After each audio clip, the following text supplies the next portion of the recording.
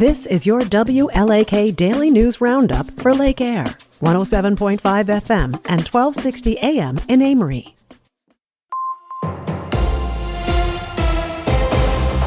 Civic Media News. I'm Terry Bell. Here's what Wisconsin needs to know. The Republican National Convention in Milwaukee is 3 days away. Wisconsin Party Chair Brian Schimming says Republicans are united behind Donald Trump and feeling confident. Wisconsin, let's be honest, Wisconsin oftentimes is the most competitive of the swing states, particularly the big 7 swing states. But right now we feel confident about where we're at. Civic Media News will be at the convention, bringing you coverage throughout the week over the air and online. Ballot drop boxes in Wisconsin are supposed to be well-marked, well-lit, accessible, and in safe places. That's just some of the guidance the Wisconsin Elections Commission is extending to local election clerks around the state. Commissioners agreed to the guidelines yesterday. They're merely suggestions. They're not mandatory. Conservative State Supreme Court Justice Brad Schimmel raised close to $600,000 over the last 6 months. Liberal Susan Crawford raised a little more than $460,000 since she got into the race last month. The candidate shared those numbers with WisPolitics. A new study committee is taking a good long look at the universities of Wisconsin. Committee member James Langdon suggests it may be time to undo the 1971 merger between UW-Madison and Wisconsin's other state schools. 1971 was 53 years ago.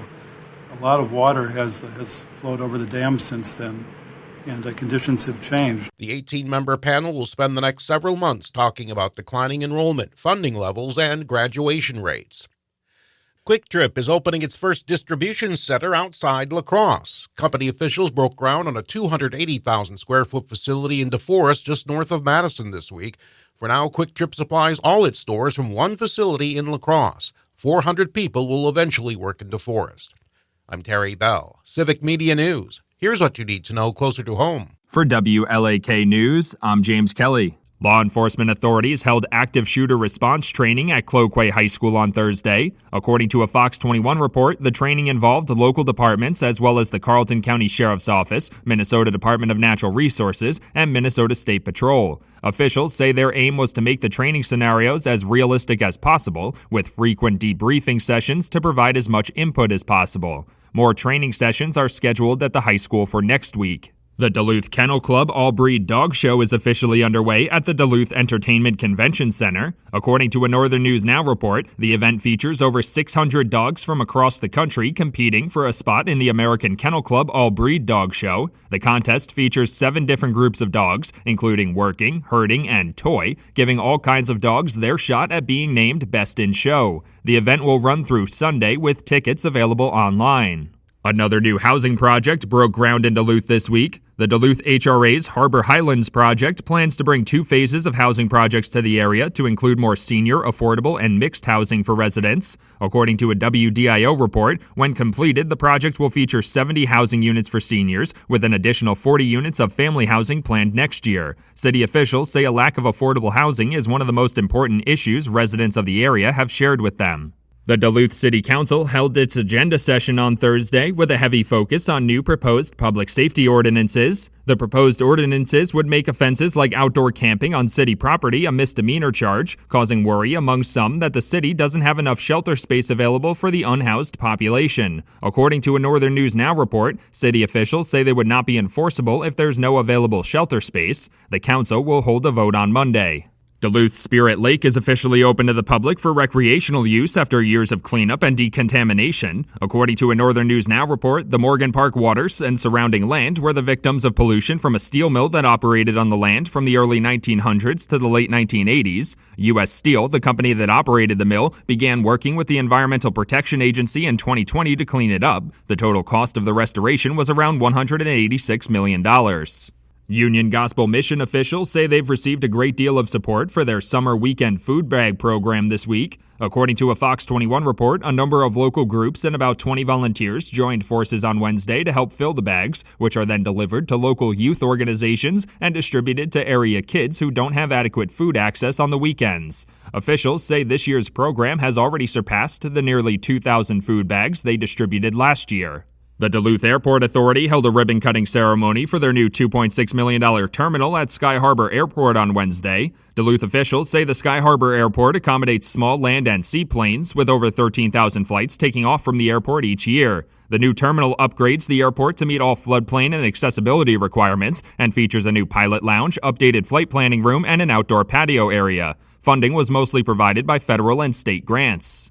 Wisconsin's Republican Senate candidate Eric Hovde made a stop in Superior on Wednesday as part of his cross-state RV campaign trip. According to a WDIO report, Hovde focused on issues like the rising cost of living and healthcare issues at the Superior campaign stop. He is looking to unseat two-term incumbent Senator Tammy Baldwin in November's election. The RV tour, which Hovde has named the Restore the American Dream road trip, will take the Senate candidate to 28 counties across the state.